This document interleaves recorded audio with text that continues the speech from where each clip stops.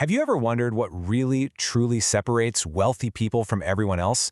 It's not just about having money or getting a lucky break. According to T. Harv Eker, it's actually about a few deep psychological shifts.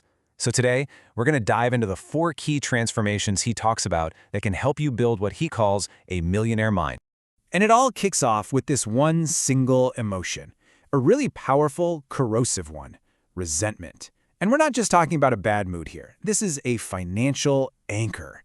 It's that little sneer you might feel when a luxury car drives by, or that muttered comment about rich jerks. It's this underlying belief that wealth has to be dirty somehow. And that poison, it's the single biggest thing holding most people back. So here's our roadmap for today. We're going to tackle 5 key areas. First, how to neutralize that poison of resentment. Then, we'll look at the company you keep. After that, it's all about growing bigger than your problems, mastering the art of receiving, and finally, we'll tie it all together to build a whole new mental architecture for wealth. Okay, let's jump right into our first principle, the poison of resentment. The idea here is incredibly simple, but man, is it profound. Your mind will not let you become something that you secretly hate. So check this out. According to Eker's Wealth File #6, this is a fundamental fork in the road, and it has nothing to do with resources. It's all about your reaction to success. One path is resentment, which basically builds a wall in your mind. The other path, though, is admiration, and that creates a mental blueprint for you to actually follow. And this isn't some abstract theory either. Eker tells this powerful story from his own life. When he was broke, driving this old clunker, people were pretty cool to him on the road. But the second he bought a brand new Jaguar, suddenly the world got hostile. People would cut him off, they'd throw beer cans at his car, and someone even keyed the entire side of it, all because of the negative story they made up about the person driving that car. So, this is the crucial point. It's pretty much a psychological law. If, deep down, you see rich people as bad or greedy or evil, and you see yourself as a good person, well, your subconscious mind is going to sabotage every single attempt you make to get rich. It's just trying to protect your identity as a good person. You simply can't become something you fundamentally reject. This resentment is often fueled by this myth that you have to be crooked to get wealthy. But research cited in the book Acres of Diamonds found the total opposite. Get this, a whopping 98 out of 100 wealthy individuals were found to be honest. It's a huge reminder that real, lasting wealth is almost always built on trust and integrity, not on cheating people. So what's the antidote here? How do you get rid of that poison? Well, Eker points to a principle from the ancient Huna philosophy of Hawaii, and it's this: bless that which you want. Now, this isn't some kind of magic spell. It's about mental reconditioning.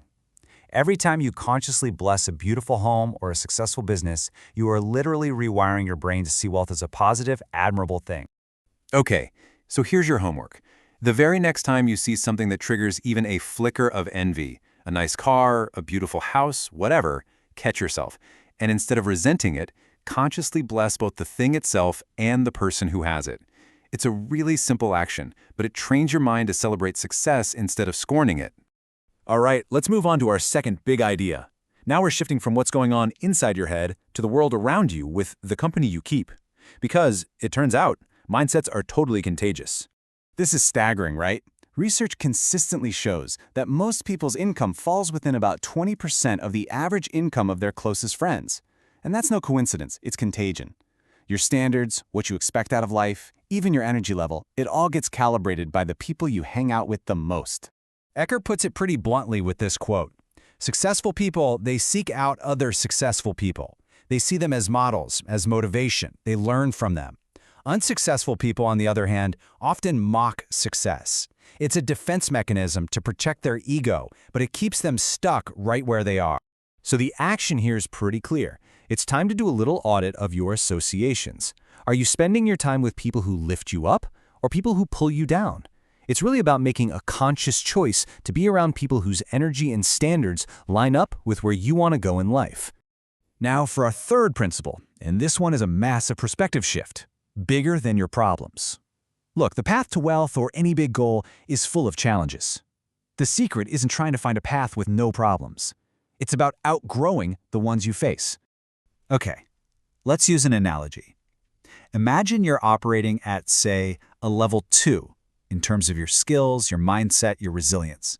Then a level 5 problem comes along. To you, at level 2, that problem is going to feel absolutely massive, overwhelming, maybe even impossible to solve.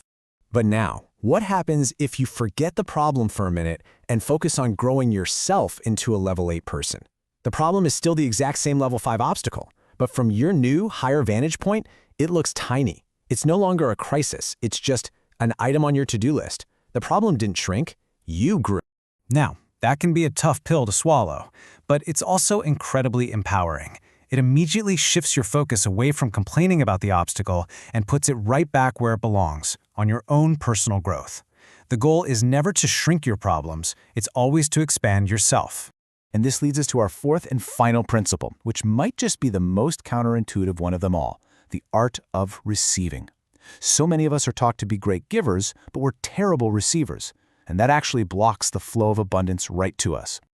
You know, we're always told it's better to give than to receive.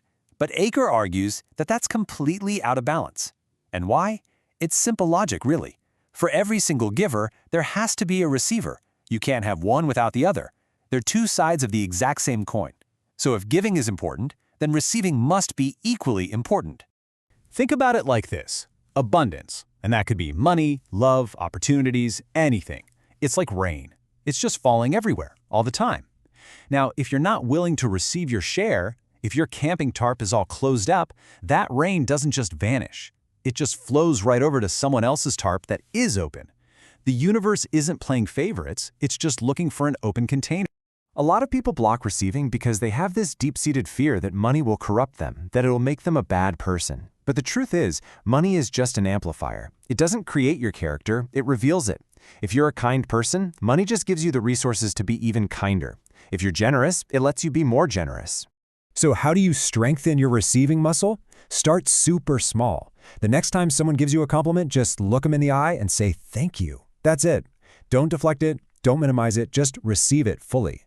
And treat every single penny you find on the street like a gift from the universe, a sign that you're a money magnet. All right, let's bring this all home. These 4 principles we've talked about, they're not just separate tips and tricks. They actually form an interconnected system, a whole new mental architecture for building a reality of abundance. So, to recap our 4 pillars. First, you bless what you want to turn that resentment into admiration. Second, you associate with successful people to absorb that winning energy. Third, you focus on your own growth so that problems start to look insignificant. And finally, you learn to receive so you can become an open channel for everything the universe has to send your way. Ultimately, everything we've talked about comes down to one core truth. Your inner world creates your outer world. All the real work is internal, but the results are external. So the final question to leave you with is this: what kind of world is your current mindset building for you?